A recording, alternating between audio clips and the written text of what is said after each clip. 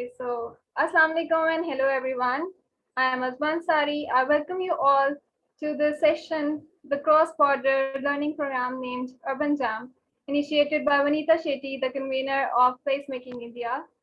And I'm very nostalgic today because last year around this time, exact this time, I was preparing to present on Lahore as a speaker. And since then, I'm here as a co-host from Placemaking Pakistan initiative. So yeah, it's very nostalgic and very exciting as well. So today we are here with a very insightful session to open your mind to look at the dynamics and the traditions about how they dictate the urban fabric of a city and how it's built the character and the identity of a city.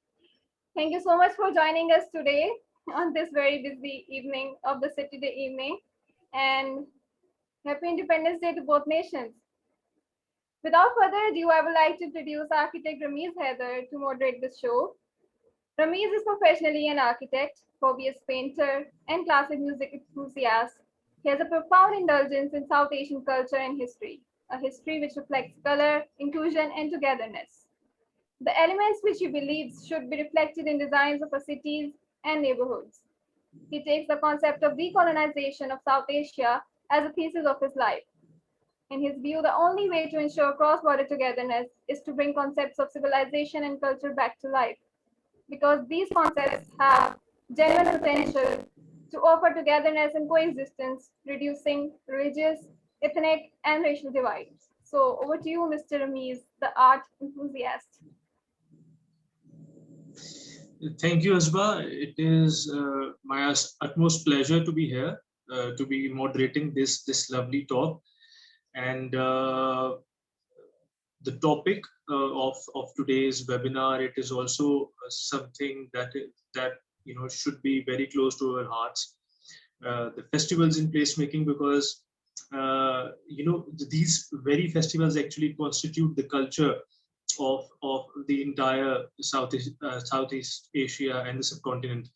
And what's marvelous about these festivals is that they have existed and they have thrived for centuries.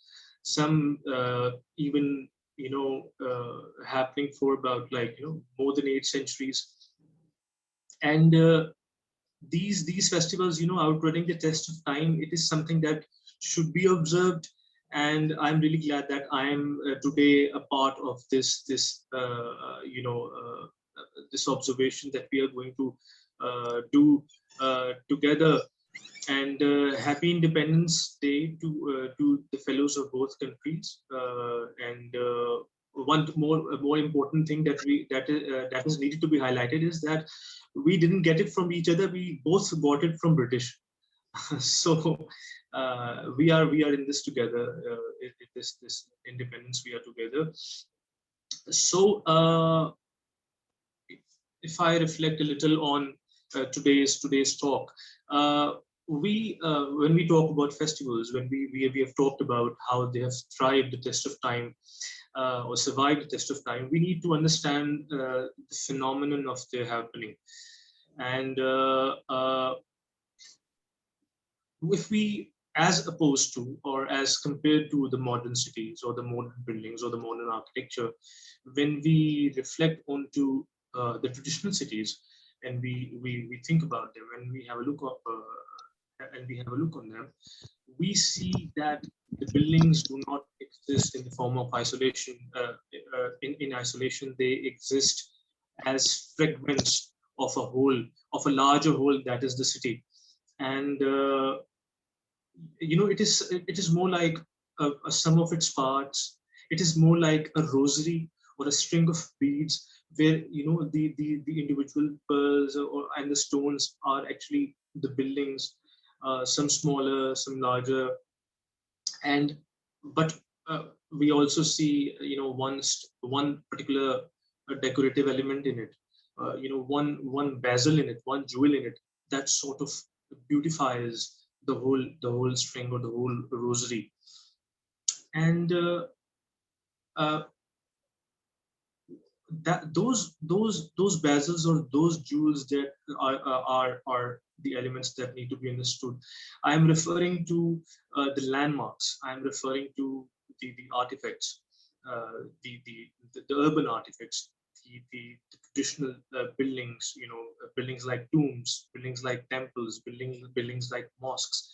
That are very essential elements of our urban fabric, and these particular buildings act as bezels of those rosaries or those strings, and they are responsible for giving them a certain sense of identity, and certain kind of a formal or a formal reference, which we see is highlighted in every traditional building, whether it's a house and whether it's anything.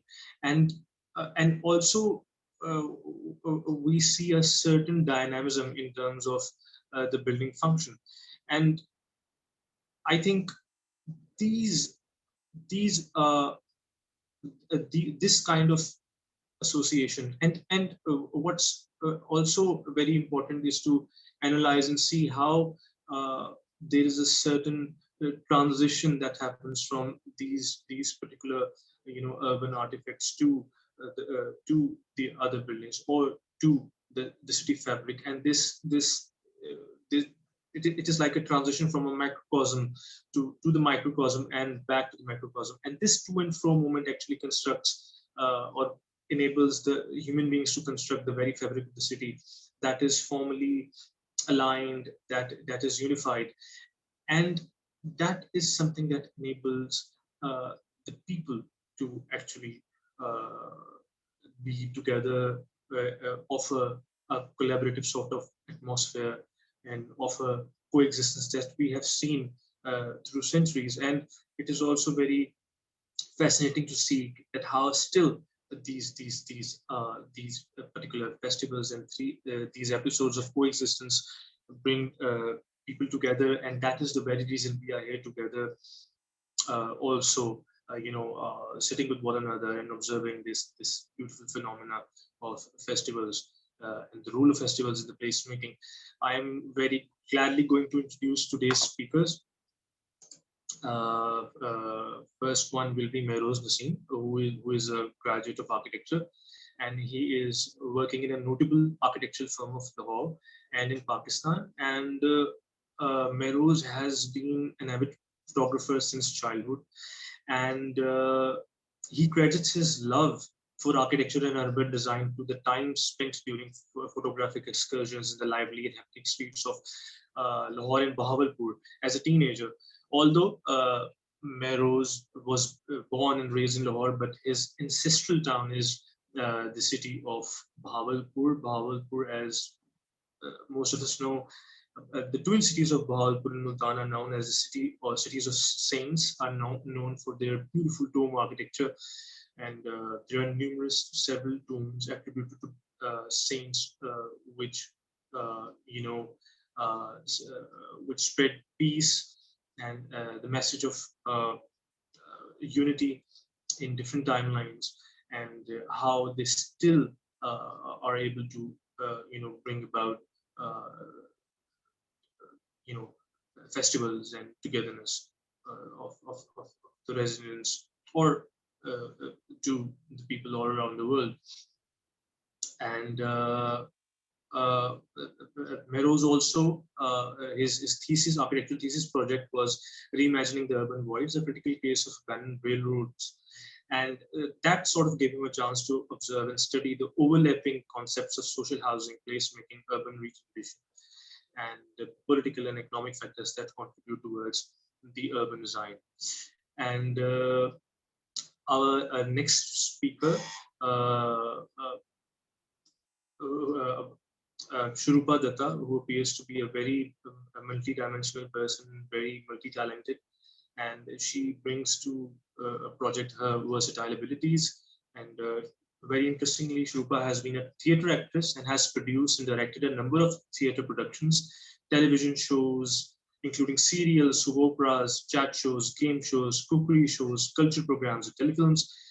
She has been a consultant with private television channels and has worked in feature films and across various mediums. Her thirst for performing arts is constantly fueled by the different art forms that she is an ambassador for in India and abroad. She curates, directs, and produces theatrical literature-based cultural festivals in India and across the world. And she has been an intrinsic part of Teamwork Arts Private Limited since the mid-90s. And most importantly, as in reference to today's talk, she is the producer of Jaipur Literature Festival we all know of. A little bit about the Jaipur Literature Festival. It is described as the greatest literary show on earth. The Jaipur Literature Festival is a sumptuous feast of ideas. The past decade has seen it transform into a global literary phenomenon, having hosted nearly 2,000 speakers from all around the world and welcoming over 1 million book lovers from all across India and the globe. And as they say, their core value is to serve as a democratic and non-aligned platform offering free and fair access. I'll be inviting Norm Mehroze to present his talk and reflect on the city, on the Bahawalpur district, and enlighten us with his observation and excursions and findings. Over to you, Mehroze.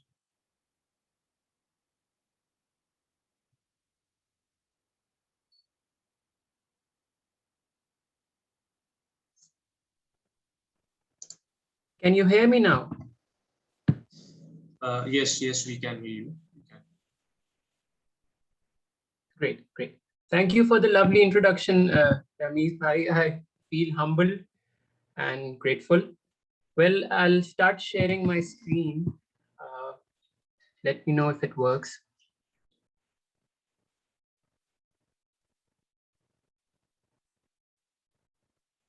So it says the host has disabled participant screen sharing. Can you try again? Sorry, can you try now?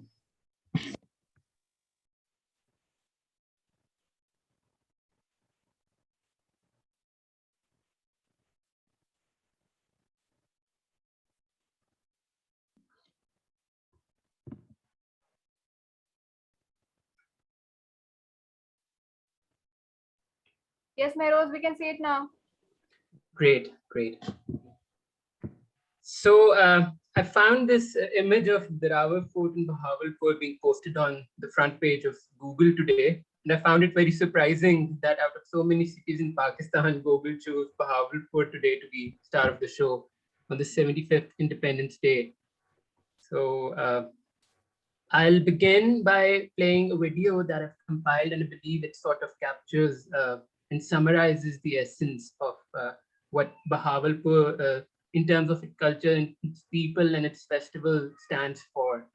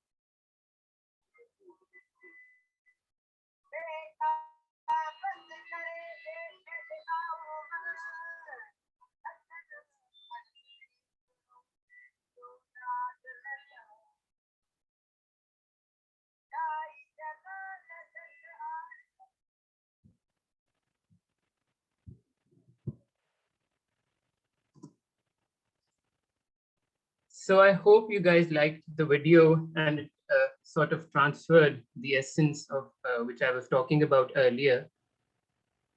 My presentation today will be based around a lot of imagery and strong visuals that I feel have a lot to speak for themselves. Most of these images I've clicked myself, and the others I have researched and found from various digital archives and platforms. So I'll begin with a brief introduction of Bahawalpur.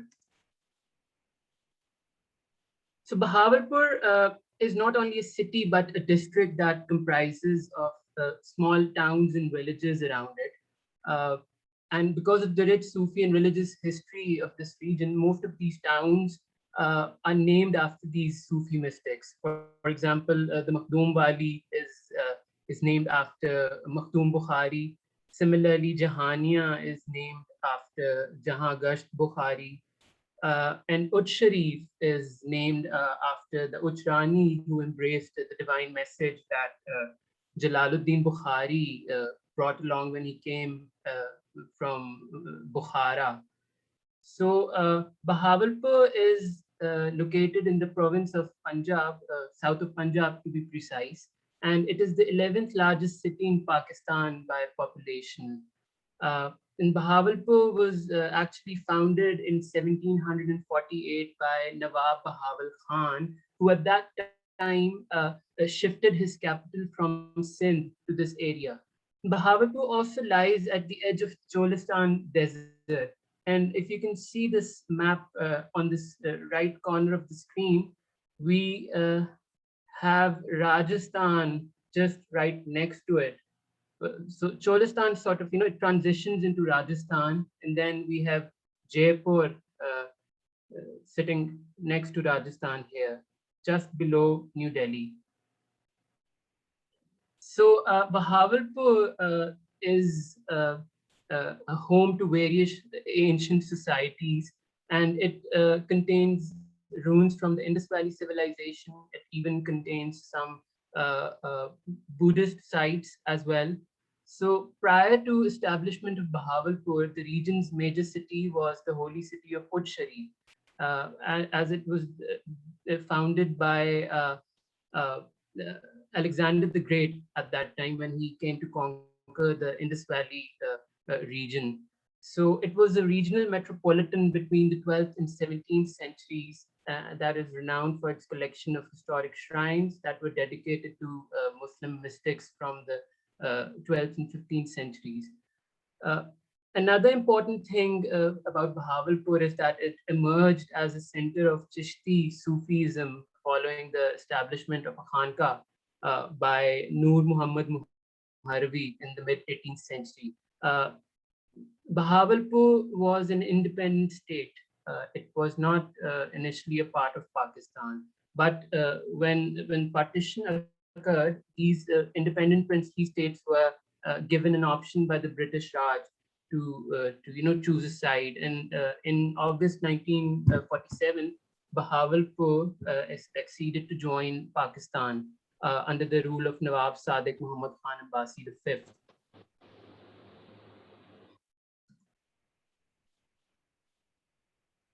I'll also go around a brief introduction of Uch Sharif because my presentation will be based around this region. So Uch, which is frequently referred to as Uch Sharif, which means the noble Uch, is a historic town in the district of Bahawalpur. And it was, as I mentioned earlier, founded by Alexander the Great during his invasion of the Indus Valley region. Uch was an early stronghold of Delhi Sultanate during the Muslim conquest of the subcontinent, and it was a regional metropolitan center between the 12th and 17th centuries, and it also became a refuge for various Muslim religious scholars that were fleeing persecution from other lands at that time. Though Uch is a relatively small town, it is renowned for its intact historic urban fabric and its collections of various shrines, which are dedicated to various Muslim mystics from the ancient era.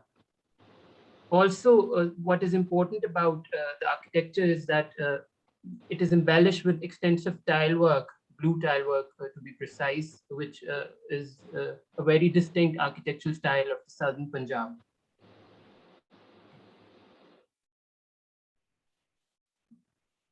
So for today's presentation, I have chosen two sites from Uch Sharif to see how placemaking occurs at the intersection of various tangible and intangible realities.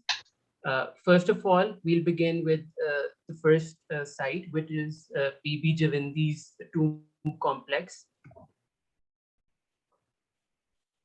So we'll see how how urban artifact and human emotion works in the placemaking of traditional cities. Uh, you can see this image on the right end of the screen. Uh, this you can see the. I hope you can see my mouse revolving around this building. So this whole part, this is Bibi Javindi's tomb complex, and right next to it on the left side is the tomb complex of Jalaluddin Bukhari. So as I was talking about how tangible and intangible realities work to form to realize the concept of placemaking. By tangible element, I meaning the urban artifact that exists on the site, and by intangible element, I mean the human emotion and the cultural values that the people still hold dear to their hearts.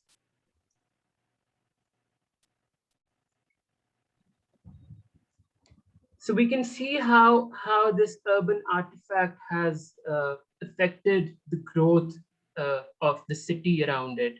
We can see a certain pattern, how these graves are aligned around Bibi Javindi's tomb. Similarly, the houses originate from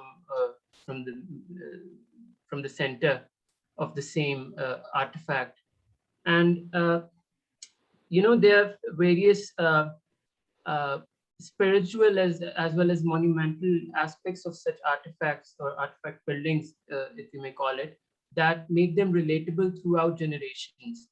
There are formal aspects which obviously add visual meaning to the unseen spiritual presence, and they also add a sense of familiarity through generations. In our case, it is blue tiles, it is the existence of geometric patterns on the building. If we go in deeper meaning, even the architectural layout of how the building is placed, it also affects the whole idea.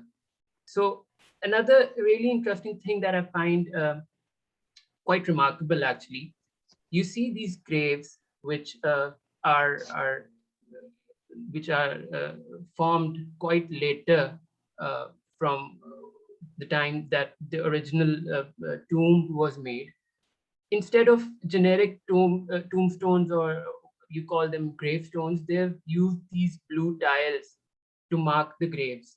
So this is how these people relate to the higher presence on the site or in this region, and since they hold that spiritual presence and that artifact so dear and close to their hearts, they're using the same material for their graves as well.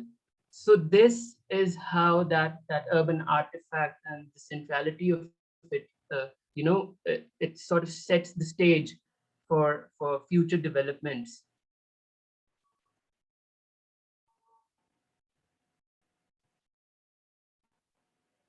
Another really interesting thing is how the urban artifact changes the functionality of a space.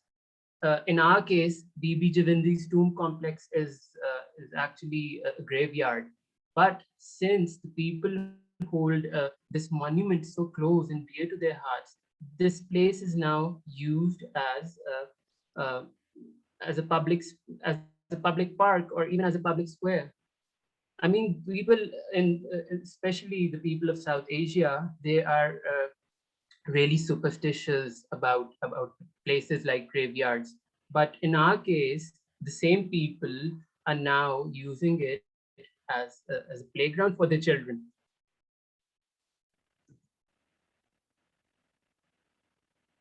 These images I took a couple of months back. I find them really interesting. You can see these kids hanging around near the tomb structure. Now this demolished archway of the structure is used as a sitting spot for a group of friends.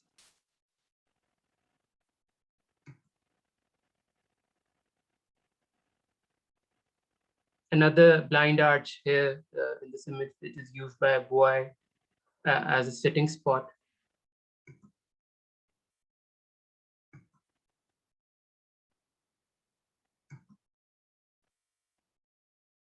See how the graves are arranged around the structures. So this that I was talking about earlier, the presence of that urban artifact has set the stage for how the city organically developed around it over the years.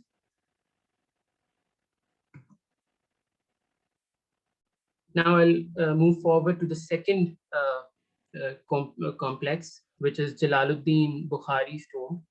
It sits right next to Bibi Javindi's tomb complex. And this is where the main Mela, Uch Sharif Mela, takes place every year. So right outside the tomb of Jalaluddin Bukhari, here we can see a makeshift marketplace selling local crafts and local toys and objects.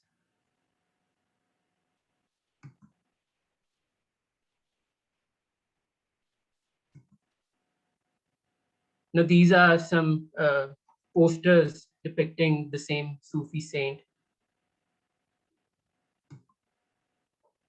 Now this is a kid selling a locally made sweet right outside the tomb complex of Jalaluddin Bukhari.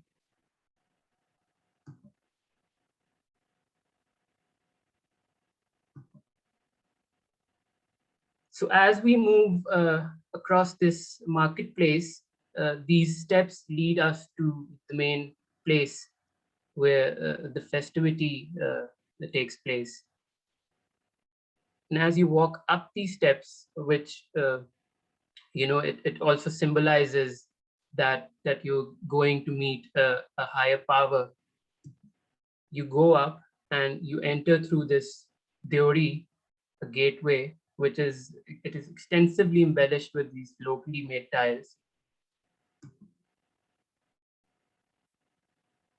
And you take off your shoes in respect, and then you enter the main building, and the saint welcomes you.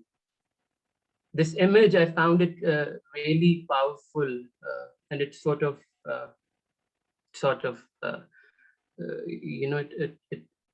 it binds together the whole concept of how the presence of that very urban artifact has affected the people for centuries.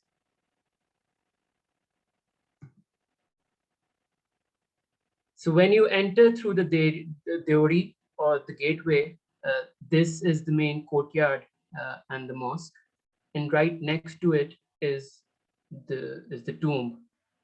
And in this very courtyard, the festival takes place, and we'll see how certain elements are going to encourage the element of placemaking. For example, the presence of this really old tree with its foliage spreading right across the courtyard. And there are people sitting beneath it, taking refuge from the scorching sun. And there's this local folk singer who is singing Siraiki Sufi poetry, and people are gathered around him. And as you walk inside the mosque, the same tree is you can see an architectural imitation of the same tree outside in the form of a pavilion in the mosque, and also in the tomb complex, which you saw earlier in the video. And the foliage is now it's imitated in the form of these intricately carved and painted frescoes on the roof, on the ceiling inside. And what I find really interesting in this very place is how the mosque is used in its true essence, which is which I believe in every religion, even in Hinduism, in Islam, these places of worship are basically meant to bring people together. So we can see how the kids are hanging in there, and people are sitting and people are chilling, they're talking. So there's this strong element of community that I feel is very important for places like these.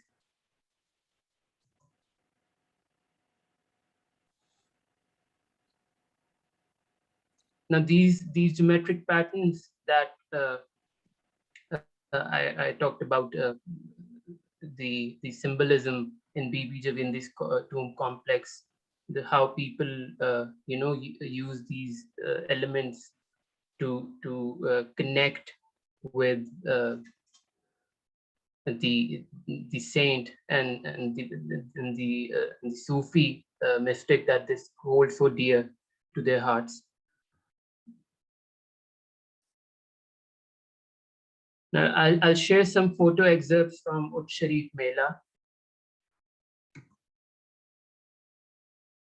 This is a local Malang performing the Dhamal in the same courtyard. Another really important thing and really interesting thing rather was this, I came to know about it a couple of months earlier. The Lucky Rani Circus is, it's a very important part of the Pakistani festivity.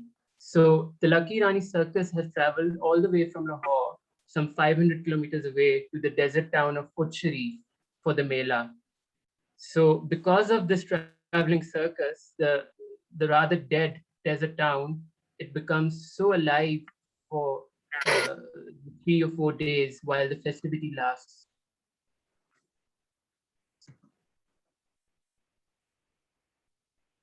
They've brought along a whole Ferris wheel. I wonder how they move it so far.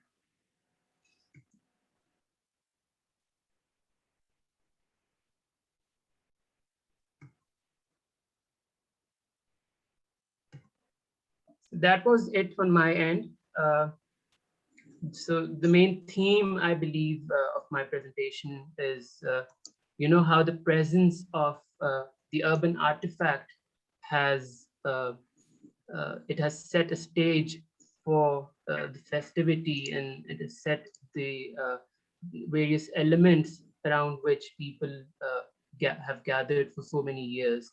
And if I believe I can somehow relate to how Aldo Rossi describes urban artifact in his book called The Architecture of the City. He talks about urban artifact in the same way, that urban artifact in itself is not that important, but elements connected with it, like spirituality and the respect and cultural values, these elements are in fact, the main torch holder for how that urban artifact ends up setting a whole development around it. So I would welcome any questions from your end.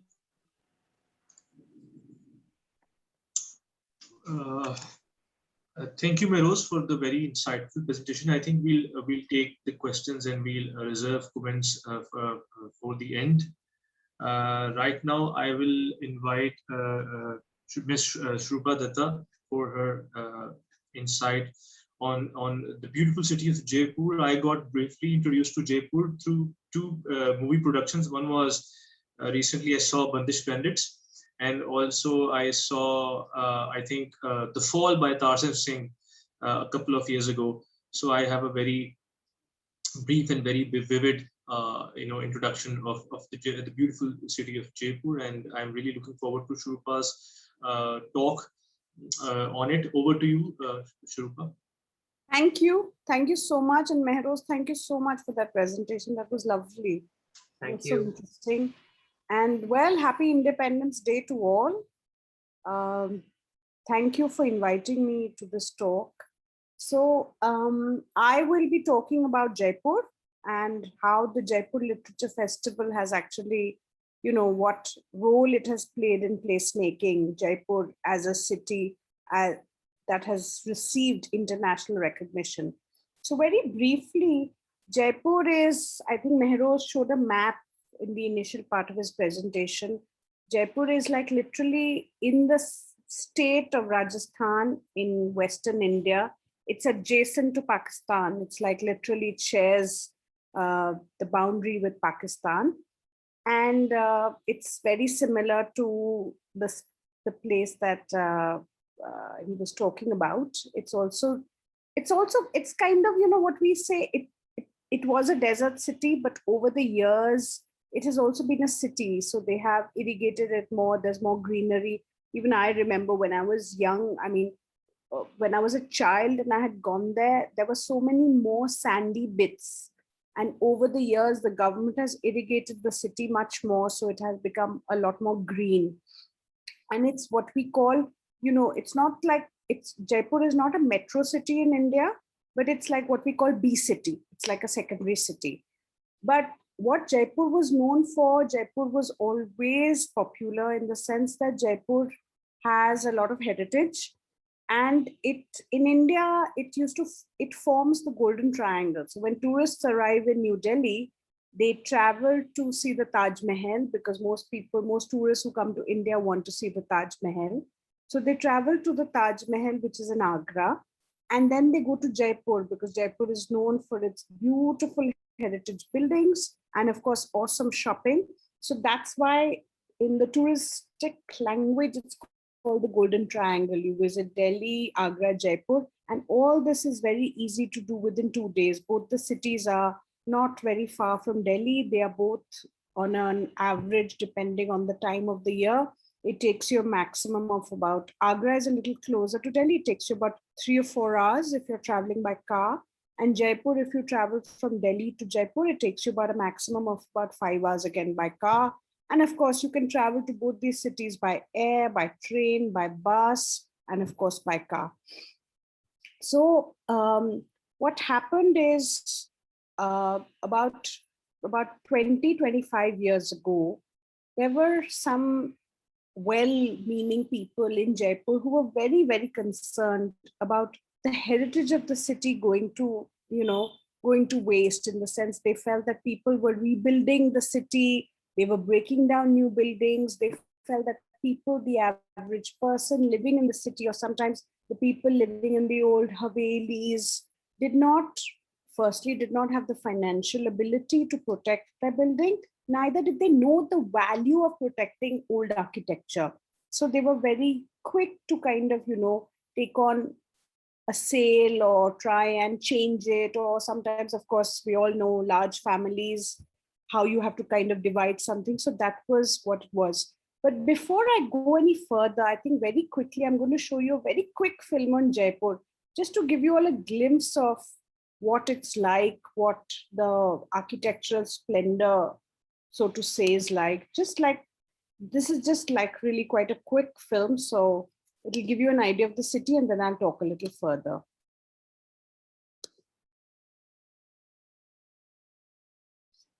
Second.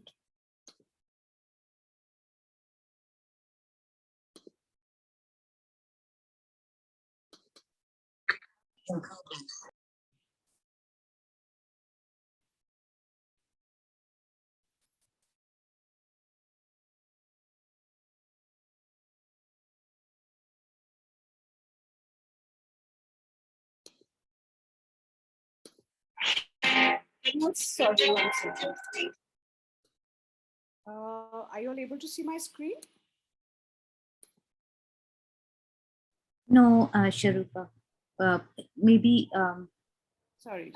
Have you picked the right sort of screen? Because when you share screen, it gives you. Is it? Yeah. It now? Yeah, you can make that full I screen.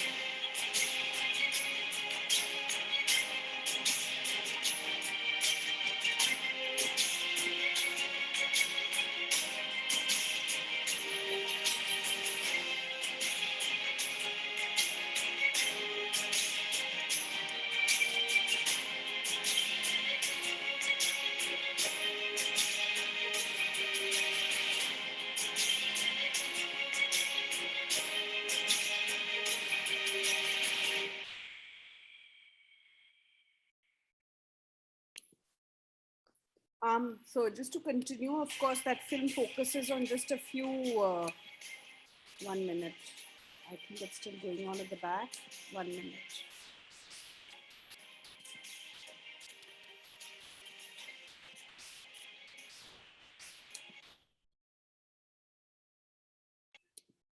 Yeah.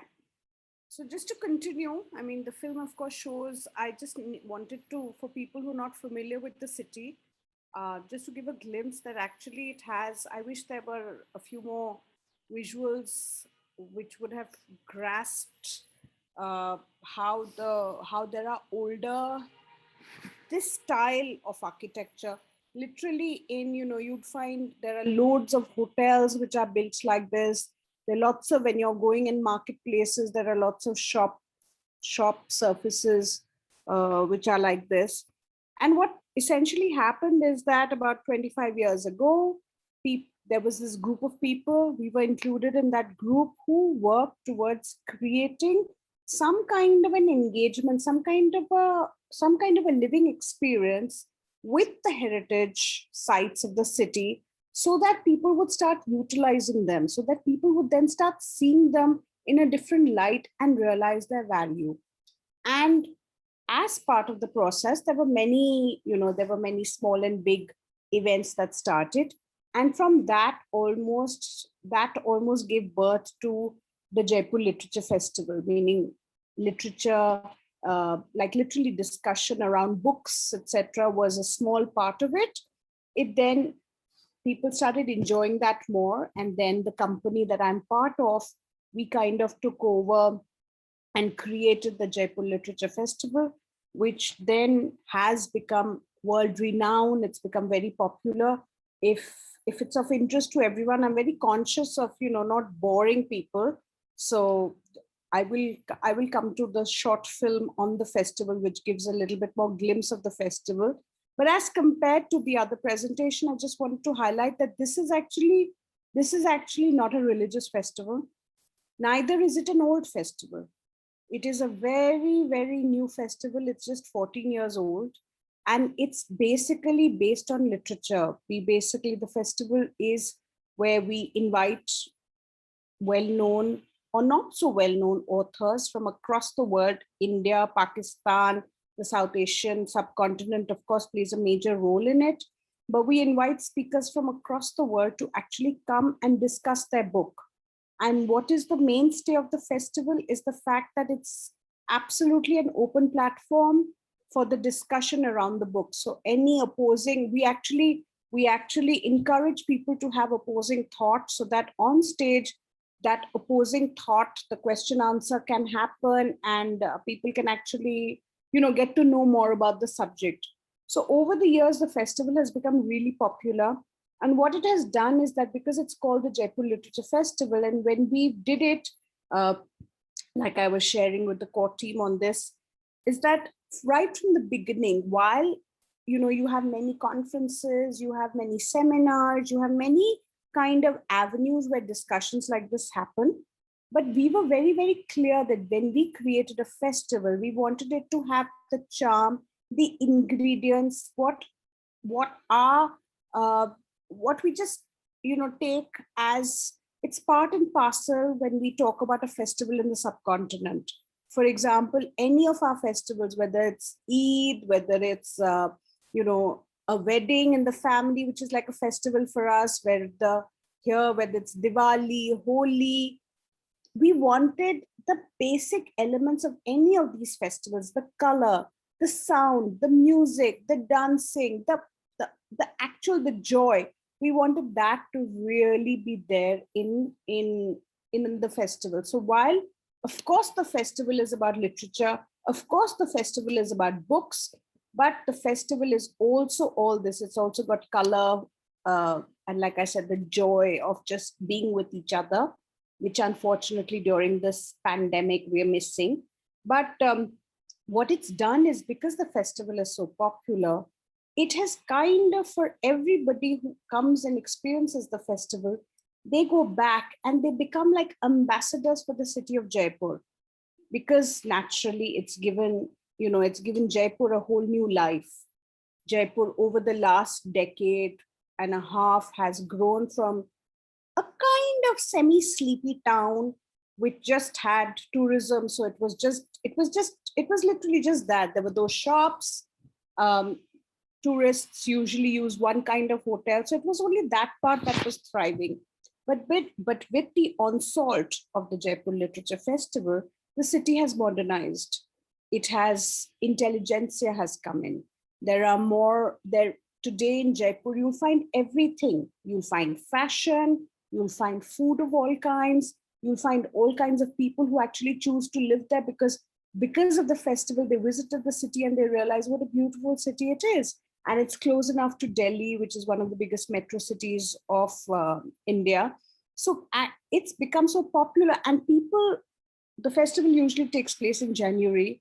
And it's now become a trend that everybody stocks up for the Jaipur Literature Festival, because they know that there'll be hordes and hordes of people. People actually travel, they make their travel plans from all over the world. We have travel agents, again, from across the world who call us for our dates years in advance. I mean, I already have travel agents calling me now for the dates in 23, 24, because they're still wondering whether people from the West will want to travel next year. But, they want the dates of 23, they want the dates of 24 so that they can actually schedule trips. So anyway, before I go further, I'll quickly show you all the Jaipur film so that you'll know a little bit more about the Jaipur Literature Festival. And we can then just open up the whole question answer scenario.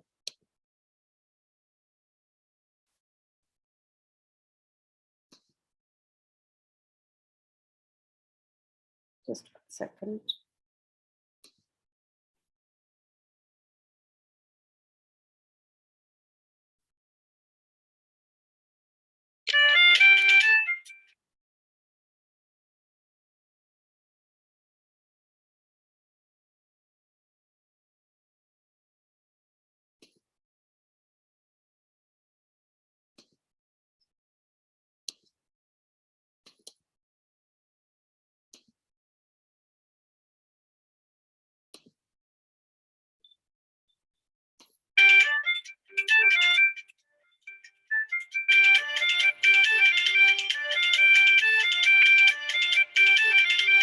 As a lover of books, I really appreciate JLF. I love JLF. I come here every year. I attend sessions.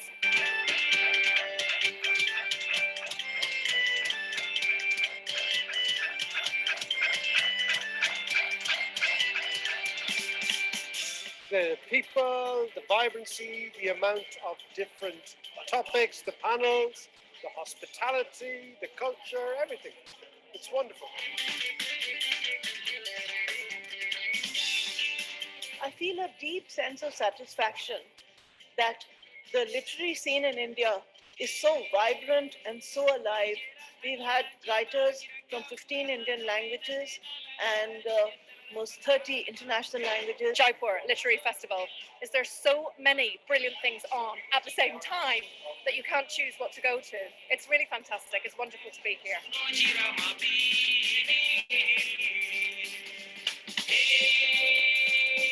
People be able to just listen to the writers for what they're having to say and enjoy the festival. It's a privilege to be here, and the diversity of the programming is great, and the standard of the debate is very high as well. We learn so much when we're on the panel, and we learn so much when we're in the audience too.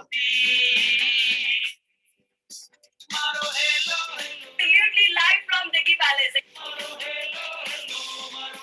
I'm coming from 2007. When I was 7 years, from that year I'm coming, and I love so much. I meet so many authors, and it's like amazing.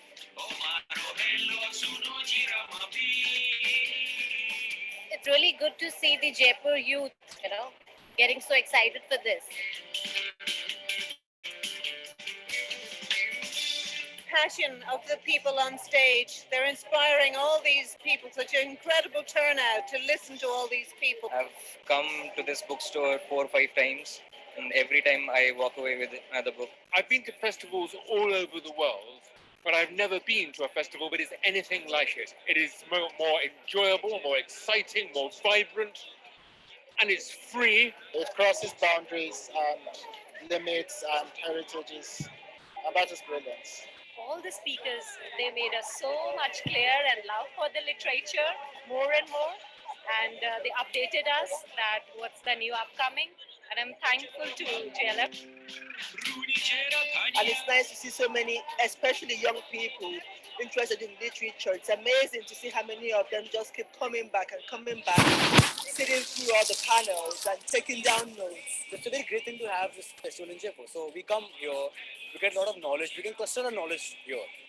Around 6 sessions, and whether it's Samvad or whether in Charbagh, everything together. Isn't it wonderful for each and every one to experience this? Especially the ones at school, to know that there is value in books and not always on the mobiles, sticking to it every time. Well, it is indeed the Kumbh of literature.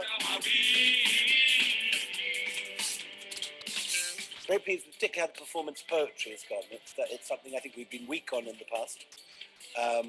We've had some very good sessions from the Arab world and some remarkable sessions from West Africa. And what I love about JLF is that it makes space for poetry. Poetry is not often given as much time and love as it gets here.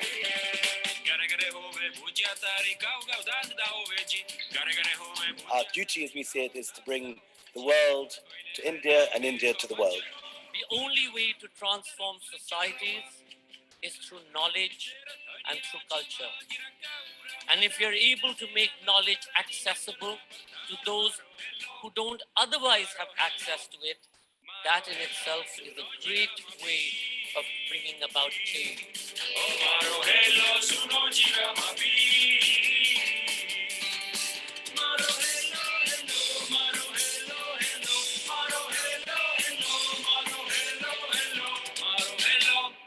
Maro hello, hello, ji maro hello, suno ji rama pi, aramdar ji mara ji ki jai.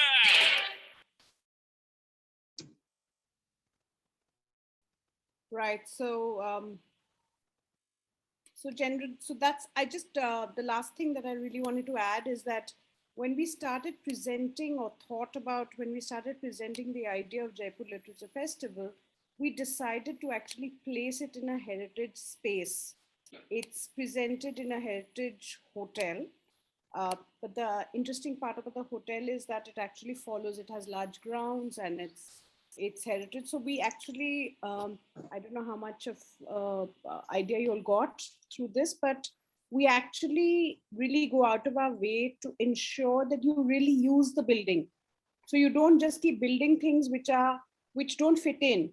But when you're building, when our venues are built, keeping in mind the architecture, keeping in mind the existing design, where there are trees, etc., we've tried to incorporate it. And I just wanted to put it in context because worldwide literature festivals, or even in India, literature festivals were never held like this.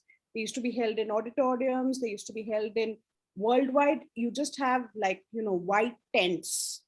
So in all of this, this was novel. And because naturally, when something works, you get more ideas, you develop it more and more. And today, if you ask, I think pretty much anybody who's familiar with the city of Jaipur, 15 years ago, people would have had a different idea of what Jaipur is. And today, you talk about Jaipur, it's become like, how worldwide there are, like everybody knows Cannes, right? Cannes in France because of the film festival. So similarly, Jaipur has become well known because of the literature festival that it presents each year. And I think that's the end of my sharing. And I'm open to discussion or question answers that the audience might have.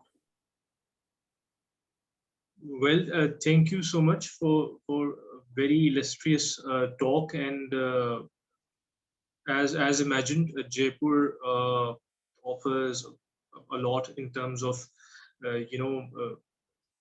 that rich heritage which we saw, and what you reflected from your words. And what's really fascinating to see, although you mentioned that this particular festival is not as such religious in nature as opposed to what Mehroze presented, but there is a unique sort of, there is a notable similarity and there is a notable relatability, that maybe because, as you mentioned, through those elements which you have probably gathered from the religious festivals and from the cultural festivals such as Eid, Diwali, and marriage ceremonies, when you sort of bring about these elements together, that is where the magic happens, and that is where the collaboration starts taking place. And while both of you were presenting, there is an observation that I reached. We talk about either religion and politics. There is in the middle, there is a beautiful thin line of culture and civilization that we forget. And maybe it is intentionally forgotten because this is where actually all that togetherness and collaboration happens. And by the help of these festivals, and these festivals actually help addressing that particular thin line and making us remember it. And how both of these festivals help bringing about people together. And like I earlier said, that we uh, we need to understand and we need to study the role of these festivals in constructing the urban fabric of the city. And we can sort of now form an observation that certain elements in terms of architecture, what Mehroze highlighted, in terms of culture, uh, uh, and what Sharupa highlighted, we can bring about such events or episodes of collaboration. I will now see if anyone among the participants have to ask something. Also, if any of the speaker wants to add, or you can even ask one another if there is an observation of yours.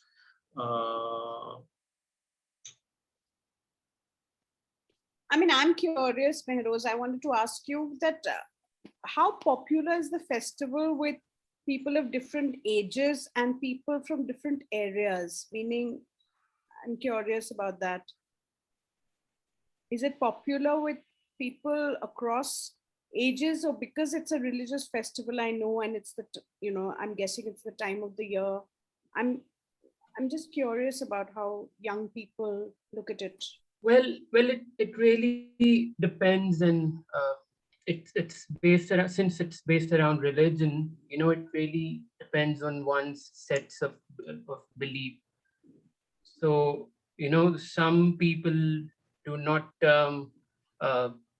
these festivals to be part of mainstream religion.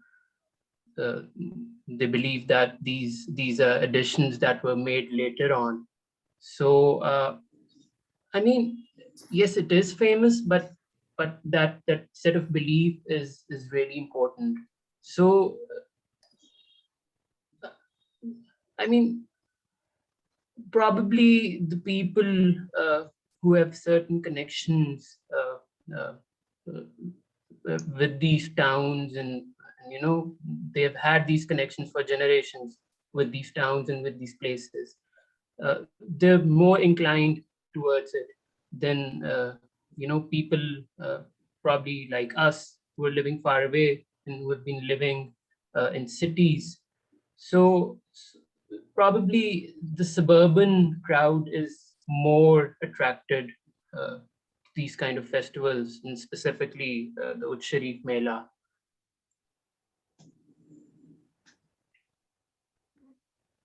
Thank you. Sorry about that. Yeah, thanks. There's a question. It's a very technical sort of a question. Why does by Shavi Fatma? She has asked why, and I would refer it to both the speakers. Why does the concept of building purpose collides with religion when festivals happen? Also, would buildings or architecture be ghosts standing without these festivals? Mehroze, do you want to go first? Yes, sure. Well, Shabi, a very good question indeed. Well, that the thing that I mentioned earlier about of how Aldo Rossi describes an urban artifact, which we'll take it as a building in your question. We cannot deal with it in singularity. There's elements like spirituality, elements like certain set of beliefs. So this is the intersection where the building overlaps with the intangible, that is religion, and that is spirituality, that is culture. So that is how festivals are.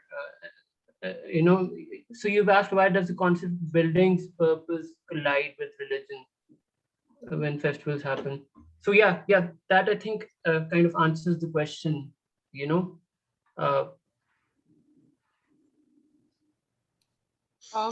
if I can step in. Sharupa, if you would like to anything to add. Sure. I don't think anything collides with religion, honestly. I think buildings are built for various purposes. They're built for usage. Some, like mausoleum or whatever, are built to commemorate something, and they are not built for using 24/7. You know, they are built so that you go visit them at some time and so on and so forth. So I think buildings, like everything else on planet Earth, has, especially anything that is built for a purpose. Now, when you look at heritage buildings, now that, is it still being utilized? Is it not? There are lots of heritage buildings all across the world which are always used, and there are some that are not used. Naturally, if there's anything that is there, whether it's a product or whether it's a building, if it is utilized, then, you know, there's a flow that stays. There's an energy flow. If repair is required, you will notice it, you will repair it. So I think there's a constant flow. I personally, the point where you said that, I truly believe that if buildings and things are not utilized, then yes, they are like ghosts. They are neglected, and you know, like I say, they have a lack of love. There's nobody's looking at them, nobody's caring for them, nobody's even noticing anything that happens in them. So of course they are like, I don't even know if ghosts feel like that, but yeah, they are neglected for sure. But I don't purposely think that religion in any way collides with it. I mean, you know, religion has its own sort of structure, and I think religion also, for all of us, I mean, how does religion stay alive? Religion stays alive by practice, right? And we are all examples of people practicing religion. So I totally firmly believe that everything is evolving all the time. It's really how you choose to look at it, live it, think about it, and then sort of continue that legacy. So, yeah. Also, I'd like to add with a question directed to you, Sharupa, is that, you know, all these buildings, all these heritage buildings are multifunctional in a certain way. And this is something that makes them perpetual. For example, you are holding a literature festival now. Who could imagine, you know, happening that in a palace? And that is probably because the idea of building was different. As opposed to what we see in the modern times. For example, nobody knows who built Taj Mahal because it was not important. But I have to say that, you know, possibly maybe in Pakistan it's not so commonly known as to who's built Taj Mahal, but in India everybody knows who's built Taj Mahal. It's like, you know, it's just like one of those things. And I mean, it's like how utilized or how common something is. It's basically like that. That's what I mean. I think people know who built it or commissioned it, but nobody knows the actual builder. I'm referring to the architect. You mean the architect? You mean the architect or the? Yeah, true. Of course, that. Yeah, true. Yeah. I'm sorry. Yeah, true. For example, we refer. But I think it's also got to do, and I could be wrong. I mean, I'm just really generalizing. But you know, the buildings that you have, which are probably 70 years old or 80 years old, I'm talking about in that kind of memory period, any building or institution that is there, I think is known by the name of the architect. You know the architect. But possibly something that is maybe, and here again, I'm probably guessing, I'm not 100% sure, because I'm sure in you know, historians would know that, people who are interested would know that, but yes, the layperson doesn't know it. Whereas the layperson probably knows if there's an interesting college building or if there's an interesting university building, even if it's 80 years old or 100 years old, probably in this kind of span, you know, the name of the architect is known most often. Again, of course, there are many, you know, I'm sure very, very talented architects and builders who haven't been remembered. So yes, that's true. I think maybe it is the difference of the time that we are, you know, maybe in the traditional world, the individual was not very important as opposed to the modern time where the individual identity sort of, you know, matters a little more, where with buildings sort of speak for the architect instead of speaking about the people. While the older buildings were formally they were unified because probably the purpose was not to highlight the builder, it was rather Purpose. commemorating Yeah, the the purpose, the purpose, what spirit, it and was or the for. cultural value of the city. Yeah, sure. I And think, sorry. also fascinating. Also, what was fascinating for me to see in that video of yours, that many celebrities, famous authors, celebrities like Nawaz, authors like William Dalrymple were there. Well, And William Dalrymple is actually one of the two festival directors. I don't know if you have noticed Namita Gokhale. They're the two festival directors. William Dalrymple, even though he's British and white, he's actually an Indophile. He lives in India essentially. So they're the two festival directors. But yes, in fact, I want to answer Shabi Fatima's. I think, both the presentations, I mean, I can't, honestly, all classes come. I mean, this film, the one that I showed you on Jaipur, I wanted to show you all, like mass, just to give you an idea as to how busy it is, how crowded it is, and what the different elements of the festival are. That film actually doesn't capture all the elements because there's a lot of food, there's a lot of merchandise, all the crafts and all. There's a lot of all that sale that also goes on because we try and give back to the city. We try and get the vendors to work and, actually show their stuff so that people buy them. Just to answer your question, I do not think that necessarily there's a typical class of attendees. I do think it depends on the event. I know in Jaipur Literature Festival, we get the fanciest of fancy people and we get the simplest people because our doors are open. That is one of our core values. We've kept it for free. Entrance is for free because we believe that, especially, I think, and all of us in the subcontinent will realize that we come from countries where if you came from a particular family, if you could afford something, you got a particular exposure, you got a particular education, whereas we truly feel that we have to open the doors and let everyone come in. So in fact, in Jaipur Literature Festival, we encourage everybody, and we've had stories of rickshaw pullers coming in, literally, the bus driver coming in, people like that, because it's for free and they've heard that they can just come in and listen, and it's impacted them. So yeah, and you have the wealthiest of wealthy people from across the world also coming in. So yeah, I think it really depends on what your event is, for what purpose it is. So I think that I don't necessarily think, just to answer your question, that, there's only a particular class that comes to a particular thing. Exactly. I guess I would like to add, as the placemaker and as I organize events and my interest in the event management aspects. Okay, so yeah, sure. What Sharupa just said, that we usually organize, we usually plan the events, and then we choose the site where it should be, where it can bring people, where it can add more meaning and more energy to it. I guess that's how we plan the events, and that's how we choose the site. Because if just imagine if we choose a religious event, because there are types of events. We just mentioned two in our presentations, like Mehroze mentioned a religious festival, whereas Sharupa mentioned the literature festival.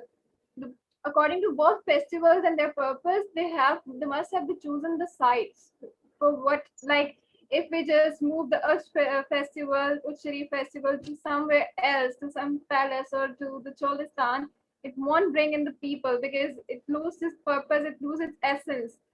So I guess buildings come later. The festival and the essence and the energy that we want, or the thing we want to explain or we want to share to the world, comes first, and then the building and the site overall and how we're going to plan accordingly happens. And thing that Shabi mentioned was like, without festivals, does buildings stand uh, as a ghost? Yeah, because thing is, things are happening on daily basis, but the purpose festivals serve in the placemaking or in sustaining the city's character is because of its height, right? If we want to highlight something, if we want to gain someone's attention, we have to bring height to it, and festivals adds to that. Like Mehroze have shown that things are happening on daily basis. The the place is alive, the people are coming, the devotees are coming, but these people, the hype brings attention worldwide or across the country, across the cities. So yeah, I guess this is something that we need to learn, that festivals have a purpose to serve, and it is planned by people.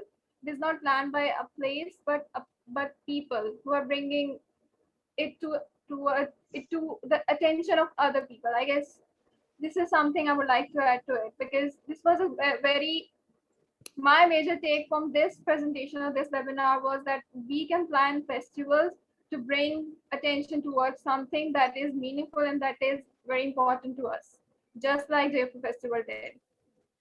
Okay, like we can plan. It doesn't have to be organic thing. It can be something planned, and it can serve a major purpose, like they save their heritage.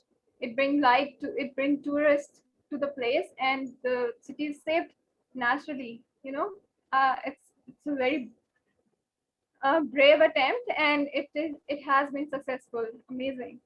I love that. Oh yeah, I forgot to give my remarks. Yeah, it was an amazing presentation by both speakers. I loved it, and it was very insightful. Yes, I was looking forward to learning this, and amazing. So if we are not having Thank any you, questions, Asma. we can talk. Thank you. I just have a quick question for Sharupa. Diggi Palace, where the festival is held every year. I've been 3 times to the festival and always marveled at how inclusive it is, because you have people, both the vernacular literature and, English literature, and then also Dalit poets, from the untouchable caste, or actually non-caste. So they have also been given a, sort of platform, which is really amazing. What Diggi Palace? I mean, it's obviously acquired a mythic status as a place, and from a very obscure palace, it's now like on the global map.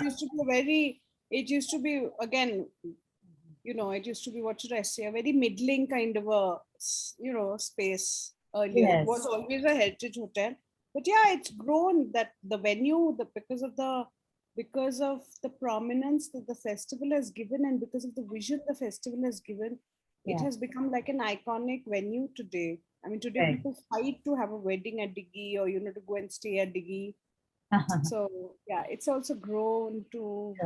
But since the festival itself has grown so much, the attendees, I mean, has there been any consideration moving it out of there? And what would the festival be like if it was? True. We have contemplated, because I think everything has a particular life, and I think we fought moving for many years, because not because you want to contain something, but because every aspect adds to it. But I think now we've reached a point, and I honestly don't know. I mean, this year we didn't have a physical festival, we had a virtual festival. I don't know how we're planning a physical festival next year. I don't know how the year is going to pan out vis-a-vis the pandemic. But one thing is for sure, we know that by early January next year, life will not be back to what it was in 2020. We will definitely have to follow some protocol. So I'm sure, I mean, whether it's in 22, if it's not in 22, it'll be in 23. I think we are going to move out soon. But wherever we move out, there'll be a new, the Jaipur Literature Festival has its own very, very strong, what should I say, visual personality. But wherever it goes, I'm a great believer in we'll see what that space has to give to the festival, and see how it takes the design forward. Sure. So yeah, I have a question, Ms. Sharupa, that what were the challenges as you did your first show? Please, there are many. I can do 100 webinars on that. There are many, many challenges. Anybody in the event space will know how challenging it is to present any event. And when we started in a heritage building where we have like literally our footfall is about 500,000, we have lots of people coming in. I mean, I can't even begin to describe the challenges of just getting the toilets to function, building new toilets, getting sewer lines, not just in that space, because the whole year there's only that much that grows. And like literally even the drains and the sewers have, trees growing in them. I mean, there are many, many, many challenges, but like I said, we can do another webinar on that. But it's truly, what should I say, satisfying and exciting when something goes well, when you see the joy that people actually have of experiencing an event like this in a space which is like, like I said, like a palace, open, built. So you actually get to step out of like structures like banquet halls or, hotels and lobby areas, etc. You actually get to experience something in a more unique kind of thing. I think that is very, very exciting when it works out. So I'm happy to tell you separately, Aspa. Like I said, on another chat about the challenges, I could go on. And on. I just wanted to highlight this, that there are challenges. Nothing happens just because. I think everything. I mean, yesterday in India, in Delhi, we did. We still haven't opened up. Our public spaces still haven't opened up because of COVID. We still do not have auditoriums that are functioning properly. Some things have opened up, but like I said, auditoriums haven't. So we actually did a private event for just a few government officials, but it was a video event. It was shot for video to share. It was commemorating the Independence Day, our Independence Day, which is tomorrow. But I'm saying even that had so many challenges. I mean, after almost 18 months, people were working together, artists, dancers, musicians were working together, even though everybody was following protocol. But just after 18 months to be in a space which was like, this was so normal prior to 18 months. There were lots of challenges, but again, the satisfaction of just being able to do what each one does. And this is like for a dancer, that's that, or for a musician, that's literally their daily livelihood. That's what they do. They perform and they hear from a live audience. So it was just so nice to be again part of something live. So yeah.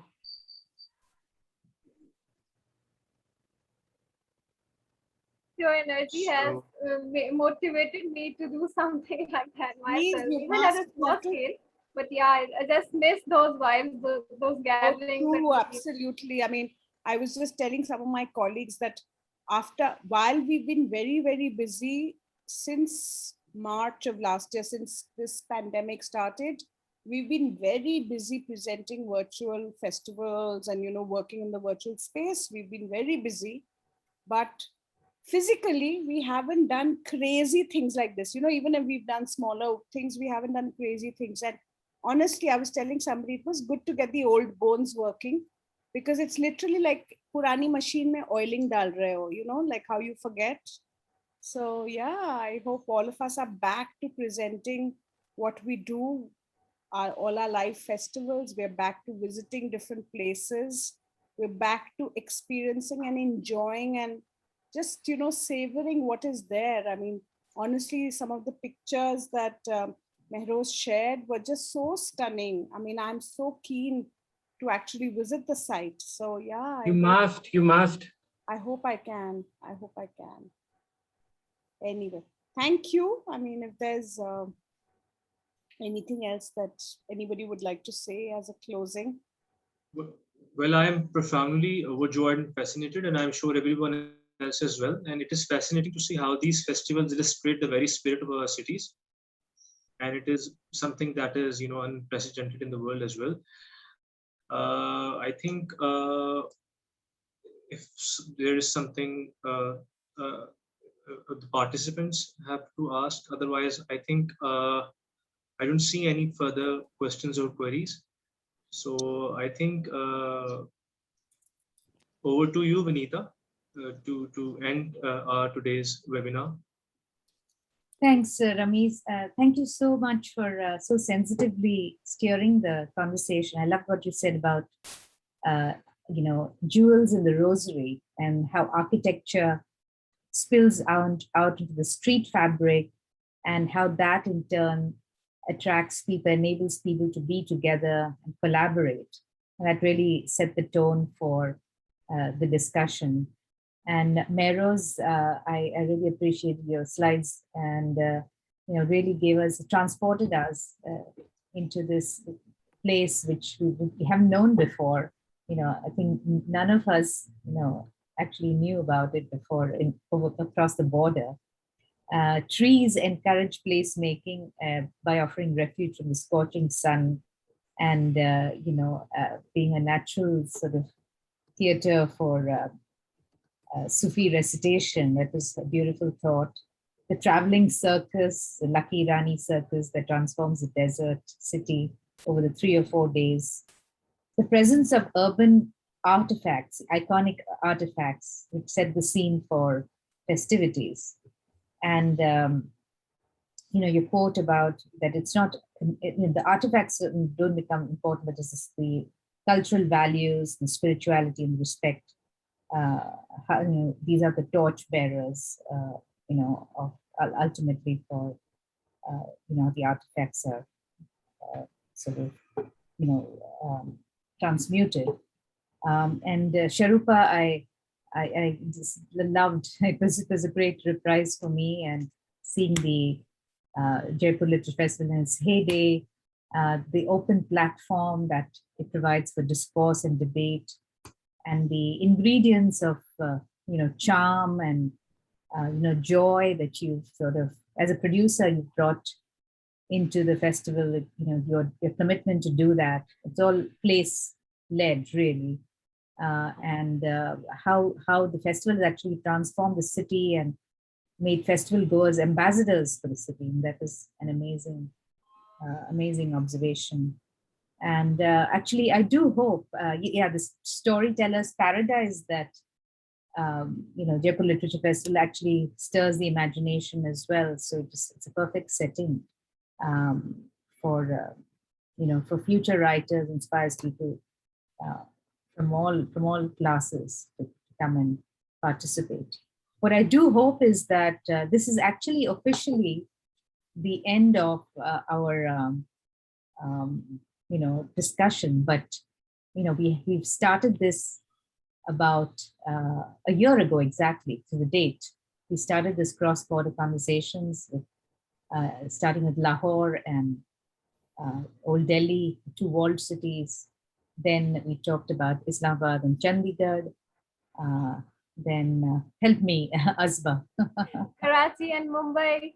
Karachi and Mumbai, of course, yeah. Then there was Peshawar and Lucknow, and now we have Jaipur and Bahawalpur.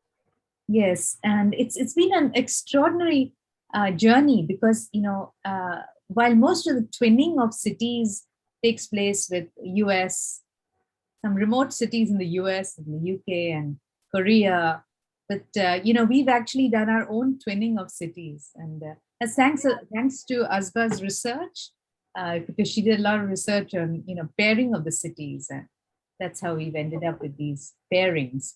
And our hope is that this is not the end, but actually the beginning of the next phase where we'll actually be able to organize study tours, and so Sharupa, it's possible you may very well make it to Bahawalpur, and Mehroze, you can come and visit the Jaipur Literature Festival. I hope that we look forward to a time when that can actually happen. True, absolutely true. Yes. So, Azba, do you have anything to say before we close? I'm just overwhelmed with all of this experience and this journey, and this cross-border thing, because I haven't ever expected this, but it was just one day you texted me and I responded with, yes, I think we can do it. And look where we are. We have done 6 episodes, and it was an incredible journey. I've learned a lot from you, and doing the research from the perspective of twinning cities in India and Pakistan, it was fun activity. I actually enjoyed and learned a lot. I was like, oh my God, I have this in my country, and I have that, and they have that in India.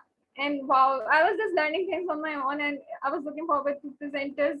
And before the presentations were being set on the or are being presented on the webinar, I have been through the process myself. So yeah, it was a learning. It was an incredible learning experience. I'm glad that you reached out to me, and thank you so much for this opportunity. And I really appreciate that you were humble enough to work through the whole process and for guiding me through this whole scenario. Thank you so much. Thank you so much. Actually, it's been one of the most fun things I've done from all the Urban Jam events. And, now we are going to be reaching out towards Bangladesh in a similar manner. It's inspired us. So thank you so much. And I think we can declare the session closed. Thank you. Thank you. Bye-bye. Have a nice day. Thank you so much, everyone. Thank you for joining us. Thank you, everyone. Bye. Thank you. Bye. Stay well, everybody. Bye. Bye. Happy Independence Day. Happy Independence Day to you all also. Bye. Bye.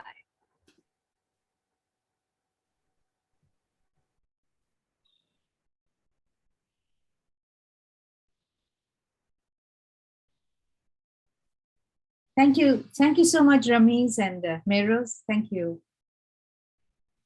Thank you, Anita. I think I would gather all this research and write this in